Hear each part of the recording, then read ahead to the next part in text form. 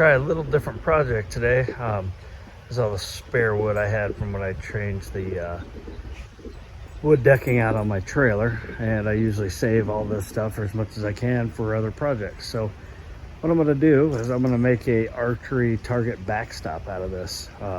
In my backyard is a solid brick wall, so if you miss the target, you're in trouble.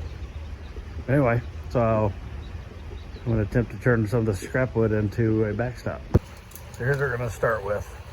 It's a 6x4 horse stall mat from Cow Ranch. There's about 50 bucks. And I think with this, hopefully all that scrap wood and some screws, hope we can stay under 100 bucks. But we'll see.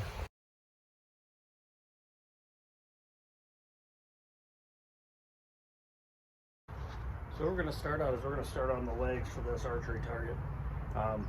If you remember, I just did a bunch of trailer wood in the back, and then I ran it through my table saw, cut off a bunch of the rotten wood, cut them to usable lengths. So I have a bunch of wood sitting out here now. So I have these 4 pieces cut to 39.5. I'm going to connect these, and then I had used this in a previous project that I'm done with. I'm going to mount these so it's easy to move. So let's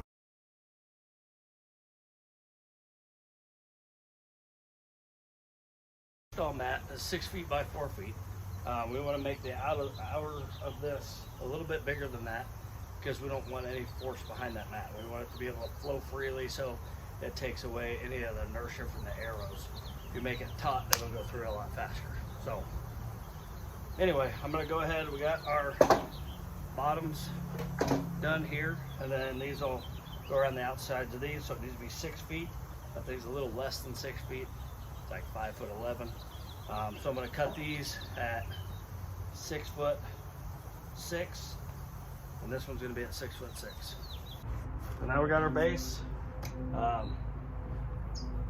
Tires will go on here, keep it rolling. This will be the front.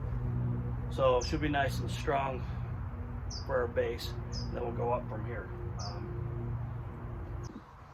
So we'll go through this real quick. I'm going to mount these, now that the base is built, I'm going to mount these tires. So I put them here, 3 holes. Obviously this one doesn't fit. I'm going to drill these, and then I bought 1/4 inch, 2 inch long lag bolts that go in there. With washers at Lowe's. I think I'm about 32 bucks in all the hardware and about 50 bucks for the mat. So if we have enough wood, it costs us less than 100 bucks.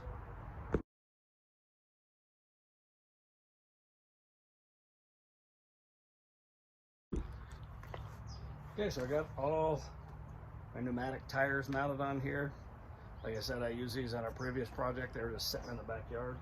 A couple of them are flat, but hopefully they'll hold air enough to get this into position. So let's get that frame built for the mat, and then we'll hang the mat up, and we should be about done. Put these upwards on. I'm going to put a beam across the top, which I'm going to show you in a second. These are 48 inches. Our mat will be 48 inches tall, but the beam I'm using a 2x6.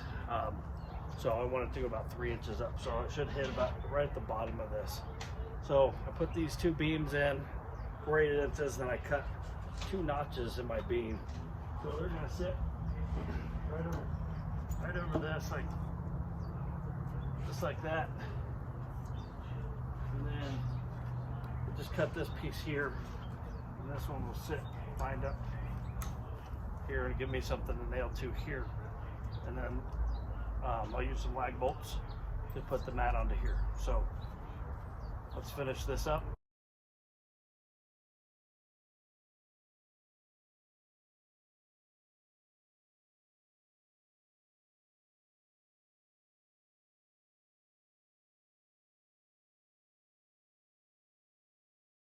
The horse mat's gonna be a little too heavy to lift up here solo.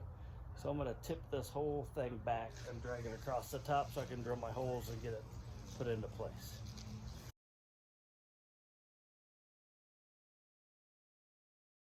It's kind of hard to do the camera in at the same time. I put a mark 3 inches across this and 2 inches down, and I drilled 3 holes. We got 3 lag bolts in. I'm going to go through and fill these in with a few more with the washer, and that should be good.